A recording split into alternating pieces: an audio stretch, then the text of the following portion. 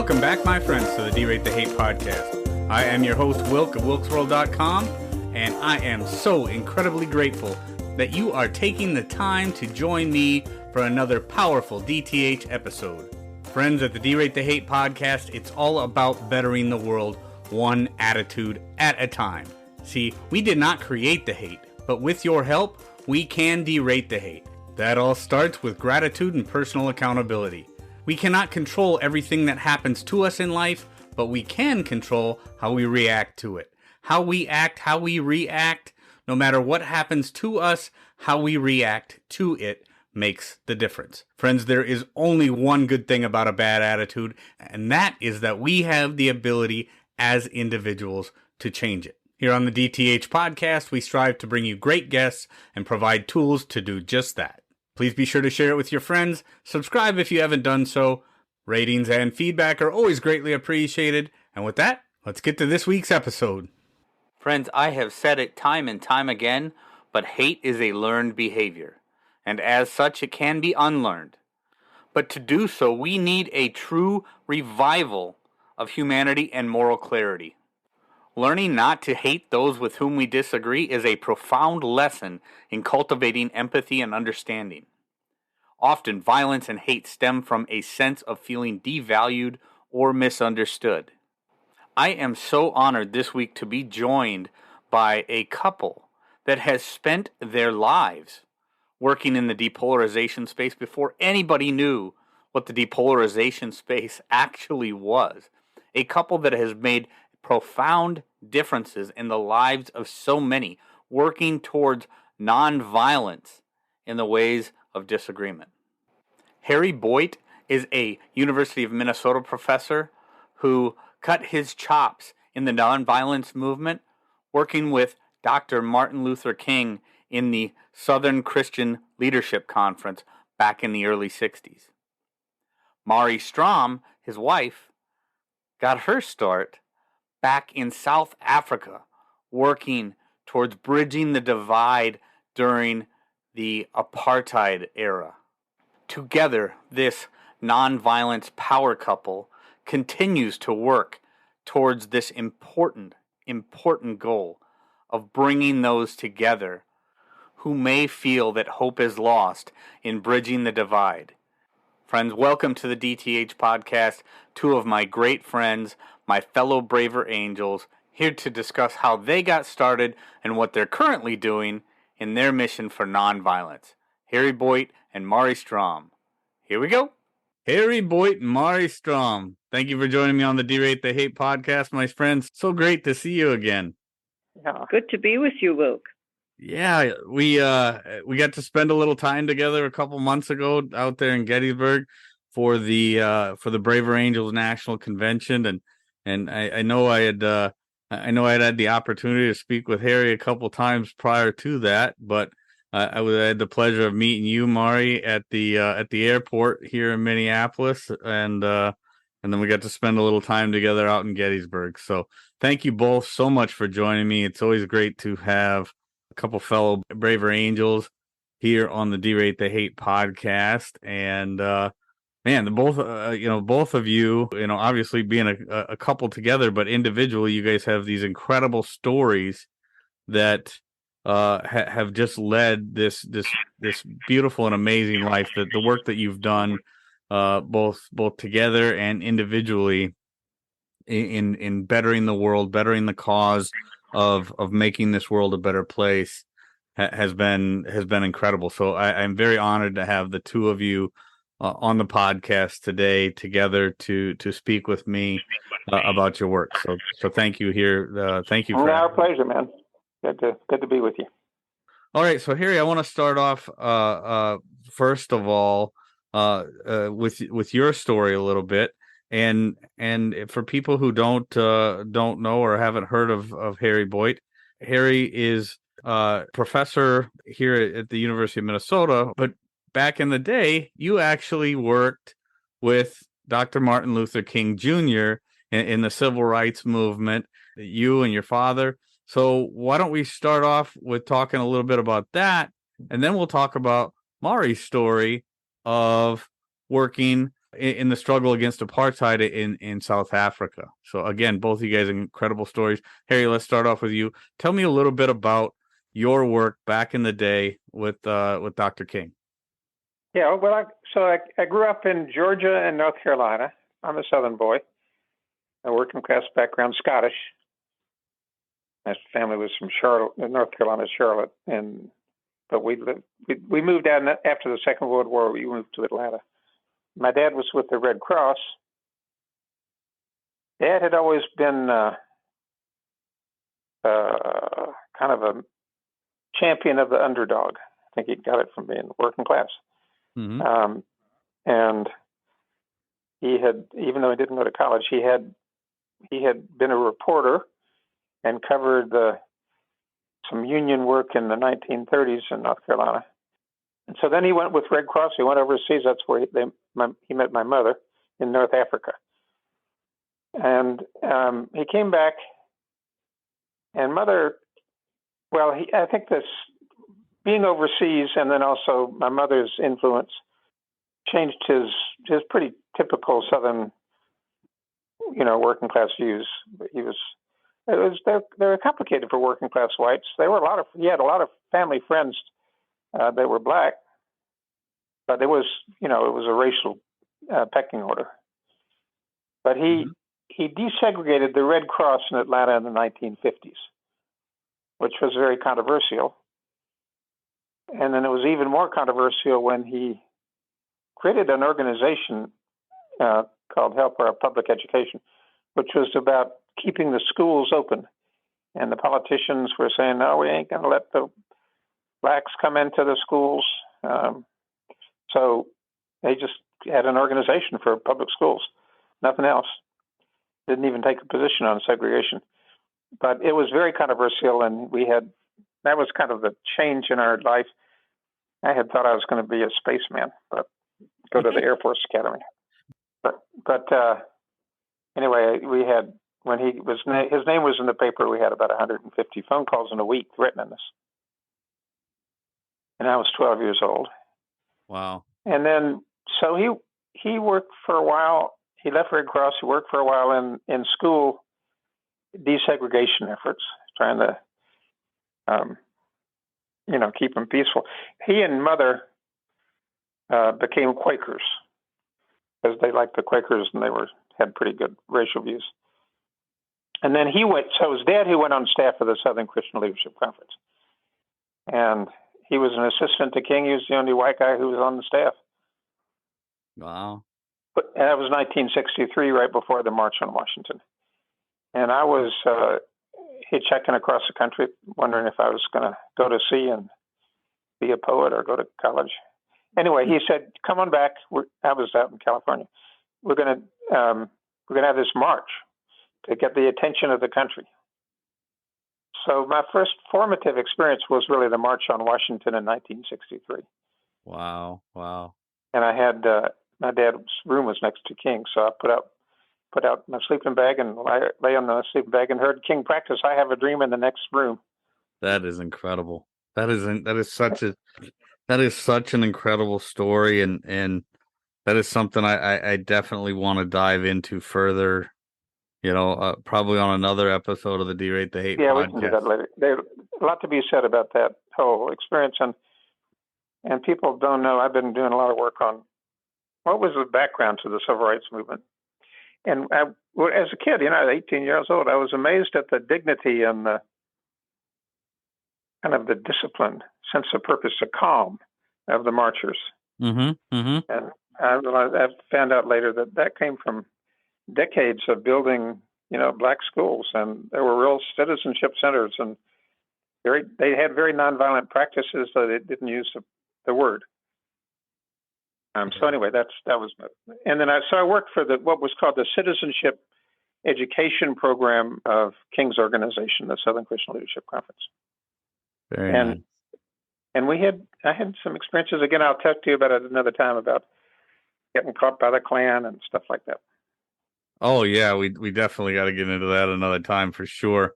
There's like I said, between your story and now I want to talk a little bit about Mari's background. Yeah. But the amount the sheer amount of knowledge and background and different things that went into all that back then is something that is so fascinating that I don't think a lot of people these days would understand.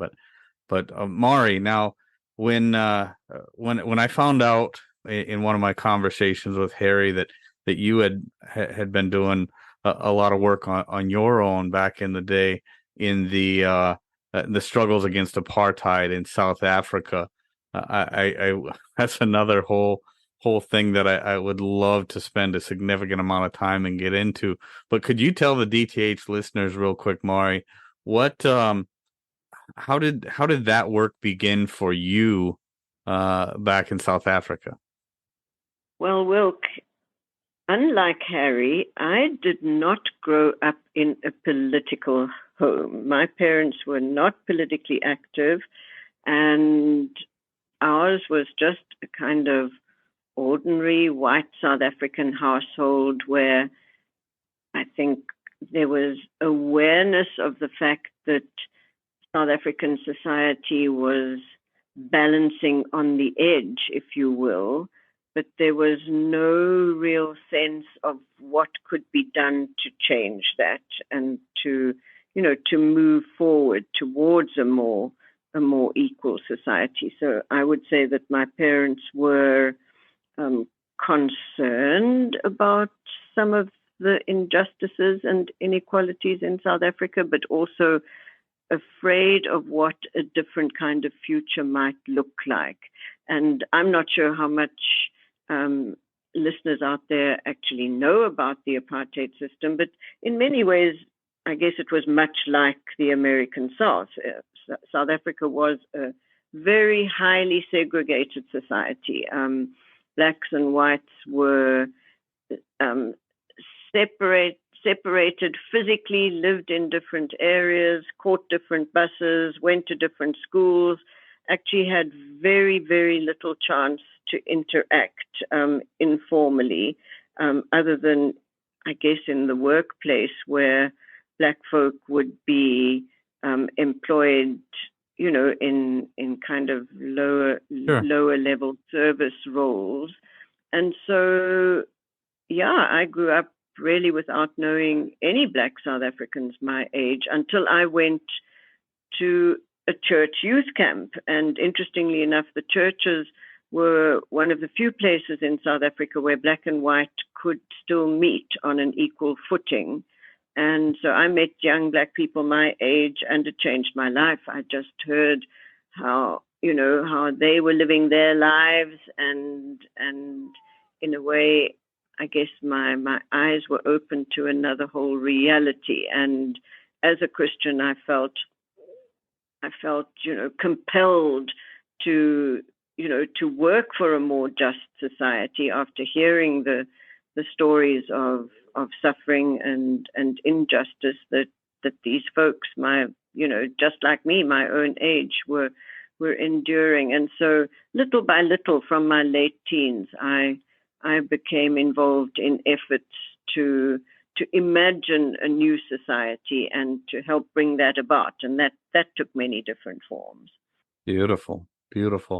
Yeah, and I'm one, Mari, that knows, very little about the struggles of apartheid. And what I know, I've read some about Archbishop Desmond Tutu. I've read the book by him and Umpo Tutu about forgiveness and some of the horror stories that they talk about in there, but then they talk about forgiveness and the beauty of forgiveness and the work that we all need to do to forgive. And it's amazing how after those horrors, people have been able to work through that. And then I think, I think about the sheer will that it took for, people like Archbishop Tutu to work so hard about the reconciliation project and things like that. Yeah, absolutely. So he really was a shining light for us and a really important leader. Very, very much so. Very much so. So now together, both Mari and Harry, you are leading the charge once again. I mean, as you have so many times throughout your lives, for yet another project to better the world, and that's, well, I mean, obviously we're all part of the Braver Angels movement, the Braver Angels organization. That's, the part of a grassroots movement for this civic renewal for so many things when it comes to depolarization and bridging the divide, and so that's obviously how I was, lucky enough to meet the two of you. And now within the Braver Angels coordination with, with your Christian faith, you guys are working towards this movement of nonviolence. So first of all, and either one of you, whoever wants to take it, but why don't you tell me about your work so far with Braver Angels, how you got involved with Braver Angels, and then now how that has led to this organization or project of nonviolence that you're working on today. Well, Harry should start because he kind of got involved first, and then I can say a bit about what we're doing in our local church. And then I can talk about this national seminar. Yeah. We also have a seminar we're starting on Monday. Well, I had, throughout my career, I was not a typical academic. We did a lot of work with young people, and it was all this was in the 90s and 2000s. And we developed a project that was for young people to learn how to work together across their differences. It's called public achievement, and in a nonviolent way. And that was actually quite successful. Usually kids hadn't had an opportunity to work with people of different races, or for, young black kids to work with the police or those divisions. But we found there was a real appetite for that. So, and this was all building on my own experience in the civil rights movement. We developed public achievement and other work. We worked a lot with cooperative extension, kind of reviving as kind of that approach in the 4-H. By the way, I'd always been inspired by the Civilian Conservation Corps in the 1930s, which built the park system and planted, young people planted 2 billion trees, and really showed, and it changed their lives. I did a book that involved a lot of interviews with veterans of this CCC. Their whole lives were different because of that. They said they started out wanting a job, and they found out they were building a national treasure. So that was very powerful. So we've done work, and we developed this idea that citizenship can be seen as work. It's not. I mean, volunteers are fine, but it also can be work. Doing real things together, building things of public use, could be in your job.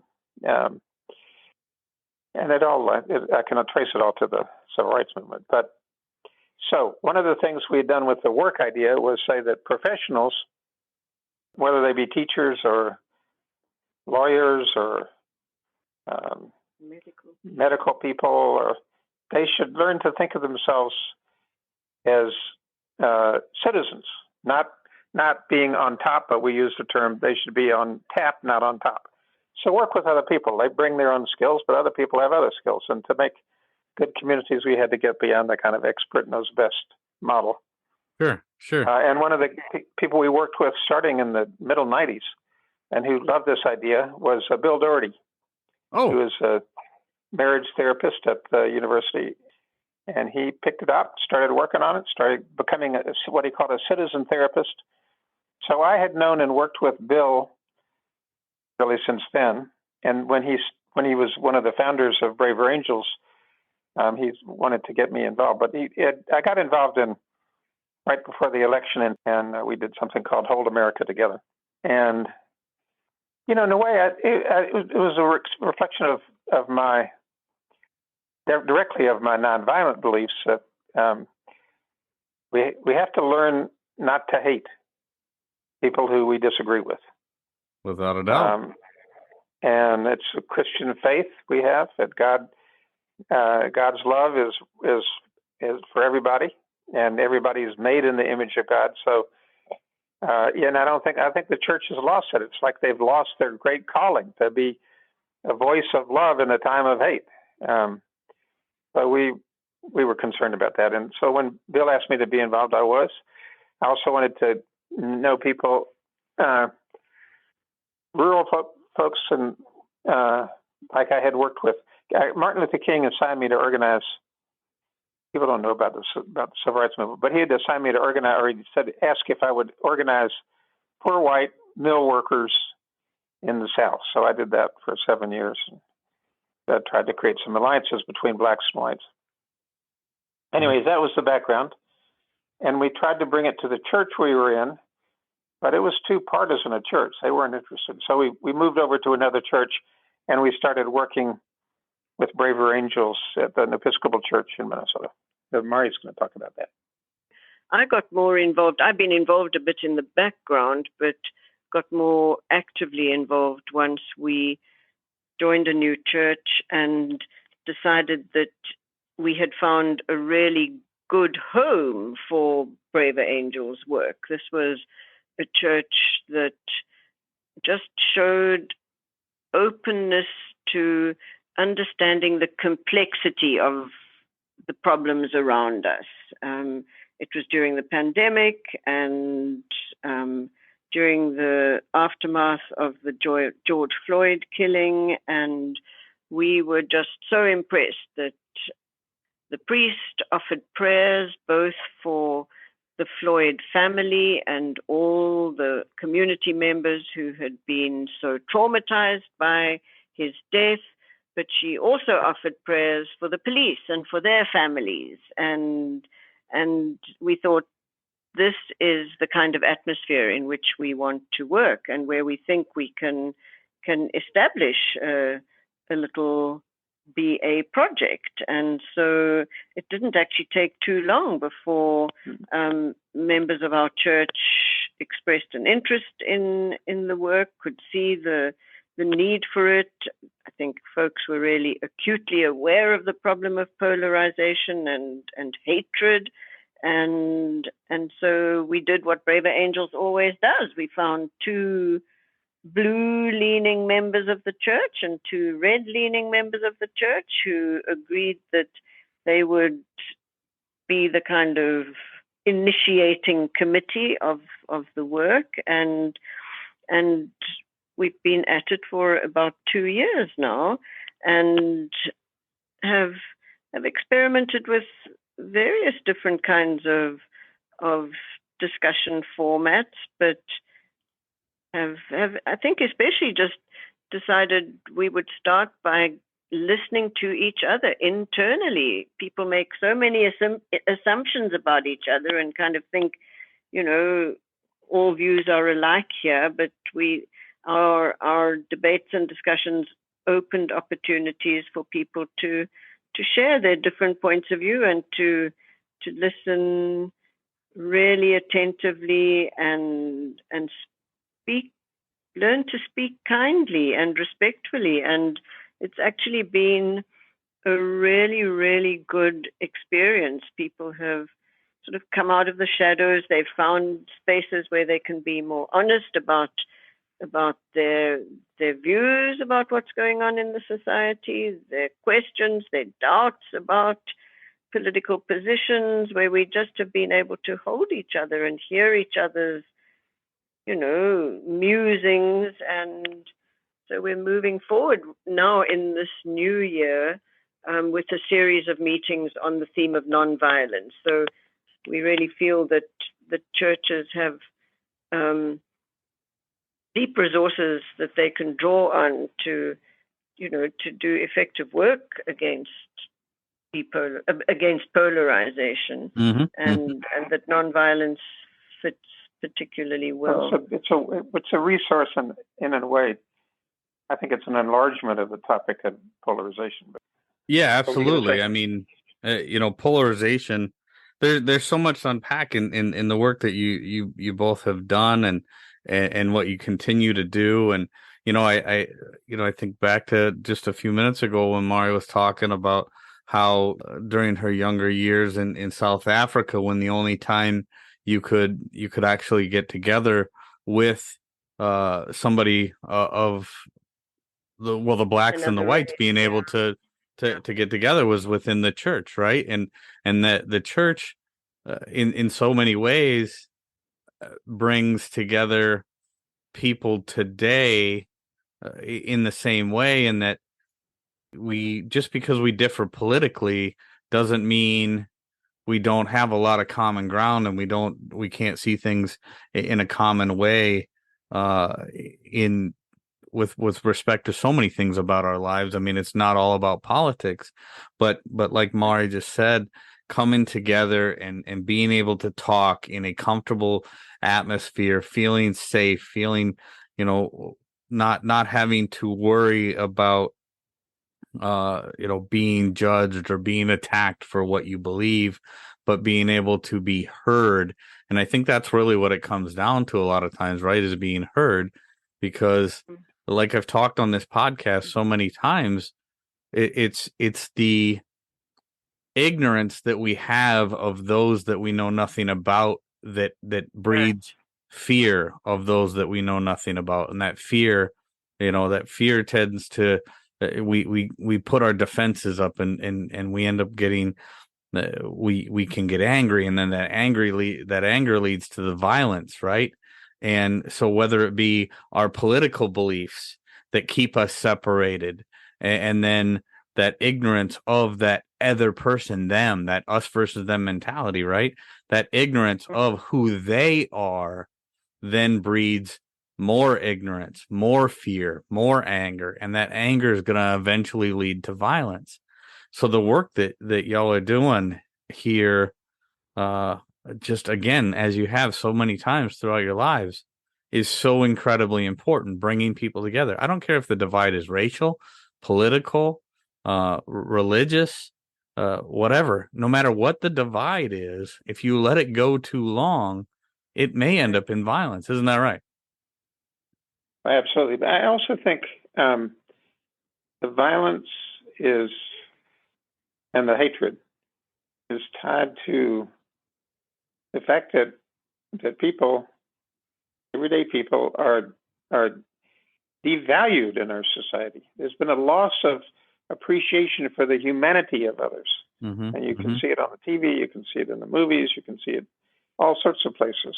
Mm-hmm. There's like disregard for people. And so, in my view, the great calling in the churches is to revive the notion that churches are supposed to be about love, not about who's on the right side and who's on the wrong side, but we're supposed to have we need to have a deep love for the other person that it can see inside, like Jesus's eyes were able to see the inner person, whether they were a prostitute or a tax collector or a Pharisee or whatever. He could see the possibilities, the divine, and that should be the work of the church.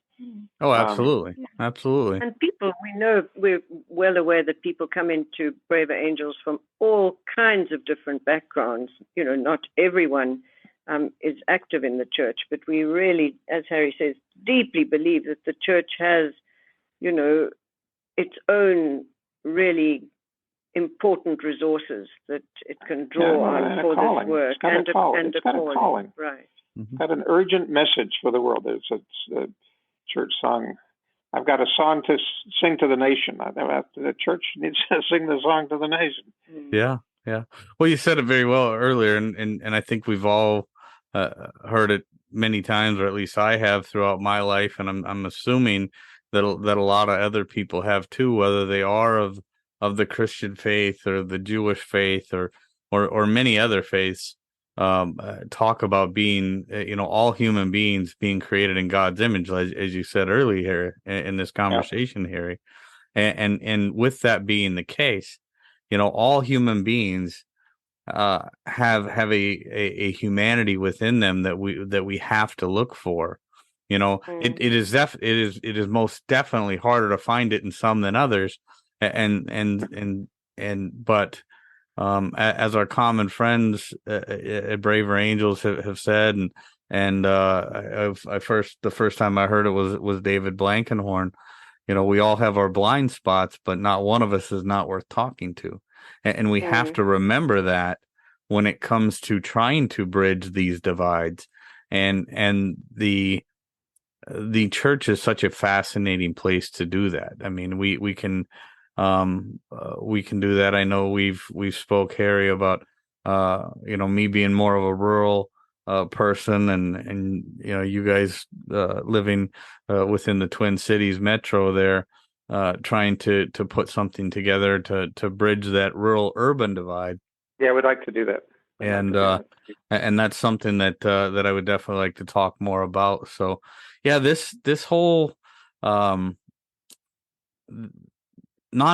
and this, just because it's so current in the news, and I just want to get y'all's take on this a little bit real quick, and we don't have to get too deep into it, but we obviously, the world that we're in today has a lot of conflict. I mean, it's not just what we see here in the United States, but over in the Middle East, and in the state of Israel right now is in a very, very tough spot. It's a tough neighborhood. There's a lot of ugly going on, and we just we're in, I believe at the day of this recording, we're in day 7 of basically the state of Israel going to war with Hamas because of some horrific terror attacks. So as we round out our conversation here today, Harry and Mari, can you please talk to me real quick about your thoughts on what's happening in the state of Israel, and what's going to happen here shortly with the organization Hamas there in Gaza? Yeah, well, I'm not a pacifist, so and my daughter's in the service, but I do believe that even in situations of great conflict, there's some fundamental principles that need to be followed. One is that you don't, even if you see somebody as threatening you, and you don't dehumanize them. You don't call them animals. And I've been upset to hear some politicians in the U.S. talk about the Palestinians as animals. That is not the right way to be. That's right.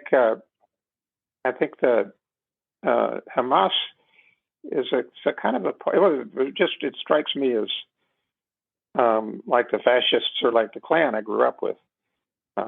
You could deal with them, but they were out to hate. So it's a kind of a sickness. It's a disease, and they're very dangerous. I don't deny that, and I think the Israelis have a right to defend themselves. I do not think they have a right to try to humiliate people. The Netanyahu says anything that's done to us, we're going to do 10 times worse. Well, that's like more than an eye for an eye. It's like 10 eyes for one eye. That is not going to bring any kind of peaceful resolution. And there has to be limits and control, even with all the fury and the anger. And I did see in the civil rights movement, I saw blacks in situations like that all the time who were brutalized and treated terribly, and they rose to the occasion of being nonviolent and being able to see the divine even in the people who were messing over them. So I think we need that again. I think the U.S. needs to put brakes on Israel trying to make this a regional war or destroy the whole Gaza area. That's a mistake. So that's what I'd say. Yeah. No, I think that makes a lot of sense. And Mari, did you have some input that you wanted to throw in there?